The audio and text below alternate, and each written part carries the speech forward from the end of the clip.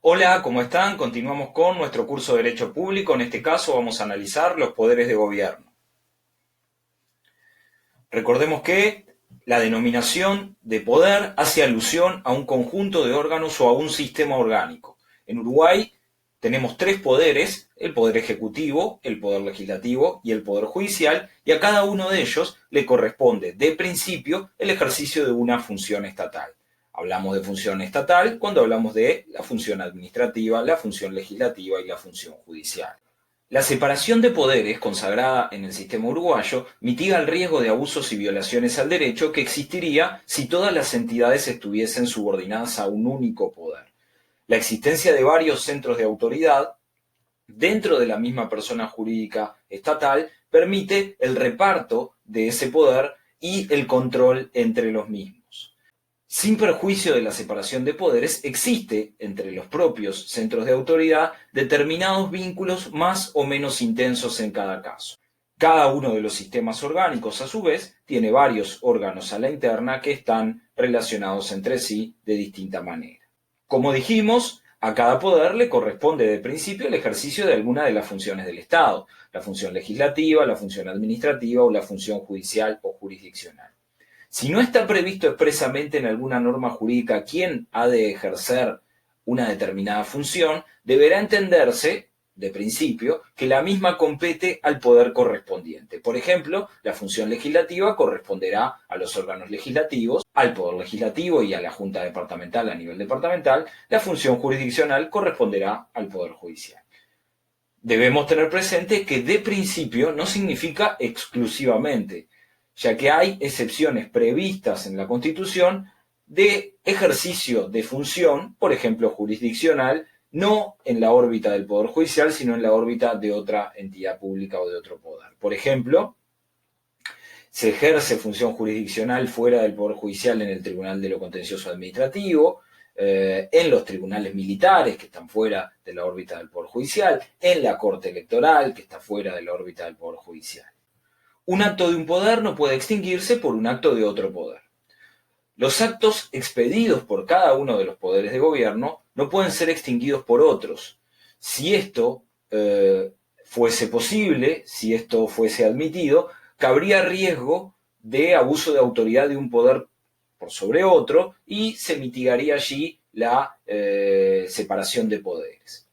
Dicho riesgo se ve muy acotado cuando los actos de un poder son analizados caso a caso y se define su aplicación o desaplicación para ese caso puntual, como ocurre con la Suprema Corte de Justicia respecto de las leyes emitidas por el Poder Legislativo cuando valora su constitucionalidad a la hora de sentenciar sobre las acciones de inconstitucionalidad que le presenten.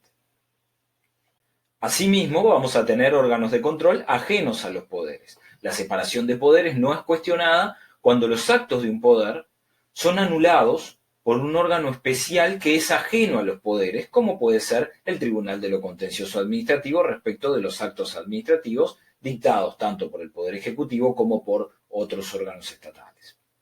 Esto evita la concentración de poder en uno de los poderes. El control externo que se realiza sobre los actos de un poder debe apoyarse en su legitimidad o ilegitimidad, ¿sí? Los actos del Poder Ejecutivo son anulados por el TCA solo por razones de ilegitimidad. Los actos legislativos solo pueden ser anulados por el Poder Legislativo. Los actos jurisdiccionales solo pueden ser anulados por el Poder Judicial. Y la Suprema Corte de Justicia, cuando declara inaplicable una ley por razones constitucionales, lo hace para el caso concreto y por razones de ilegitimidad. De la misma forma, cuando el Poder Legislativo ejecuta la censura contra un ministro por no compartir sus inclinaciones, su gestión desde un punto de vista político, sus decisiones de gobierno desde un punto de vista político, dicha censura se hace por razones políticas y no por razones jurídicas. Y esto también está explicado en la perspectiva de la separación de poderes. Como analizamos en otras unidades del curso, la función administrativa está sujeta a particularidades, en tanto es ejercida por todos los organismos estatales. La ejercen los tres poderes como medio para el ejercicio de la función que tienen asignada como principio.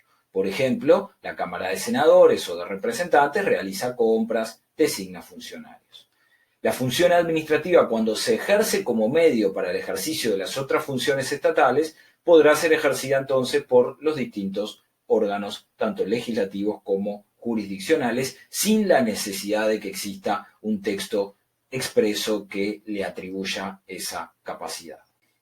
El principio de separación de poderes puede generar cierto aislamiento de cada uno de los poderes. Para mitigar ese problema existen, a nivel de la Constitución, previstos mecanismos de coordinación más o menos intensos entre los distintos poderes. El Poder Judicial es el que presenta la menor necesidad de coordinación política con el resto de los órganos, con el Poder Ejecutivo y con el Poder Legislativo, ya que tiene independencia respecto del poder político de turno.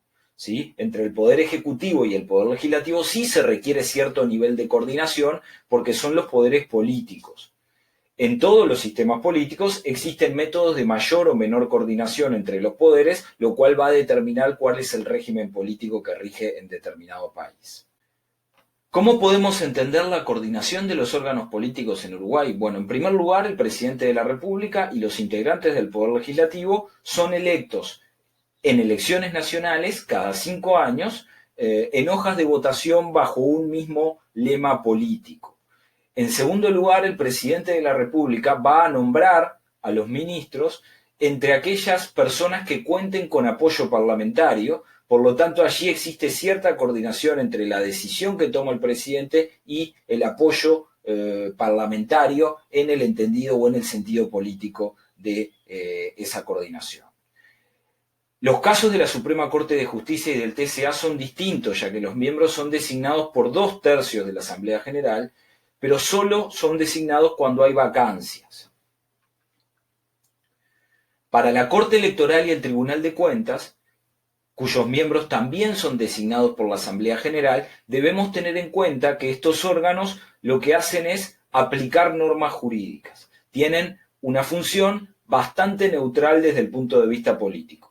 Sin perjuicio de ello, algunas actividades que realizan tanto el Tribunal de Cuentas como la Corte Electoral tienen o implican cierta valoración política, como lo son el dictado de ordenanzas de contabilidad para el Tribunal de Cuentas y la organización de las elecciones para la Corte Electoral, lo cual es asociado o lo cual justifica que la renovación de sus miembros se haga acorde a la renovación de la Asamblea General, ¿sí? La Corte Electoral es la que tiene más atribuciones discrecionales que el Tribunal de Cuentas porque ejerce función jurisdiccional respecto de las cuestiones electorales. Por lo tanto, en elecciones nacionales la ciudadanía elige presidente de la República y integrantes de la Asamblea General. El presidente de la República designa a sus ministros entre personas que cuenten con apoyo parlamentario, con apoyo político de la Asamblea General. Allí se conforma el Poder Ejecutivo.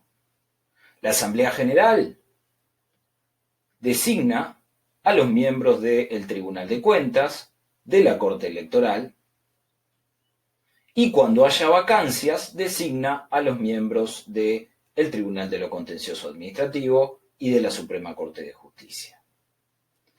Finalmente, el régimen político uruguayo, recordemos que existen dos grandes regímenes, a partir de allí se construye la teoría de los sistemas políticos, el presidencialismo, básicamente el modelo americano, y el parlamentarismo, que es el modelo del Reino Unido. A partir de allí se construyen distintas categorías de sistemas, las cuales en el caso del Uruguay debemos considerar algunas características. En primer lugar, el presidente es electo directamente por un periodo de 5 años, designa y destituye a sus ministros, que son pasibles de censura política ante el Parlamento.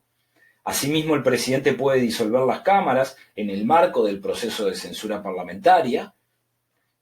El presidente tiene veto total o parcial de aquellos actos legislativos que provengan del Poder Legislativo.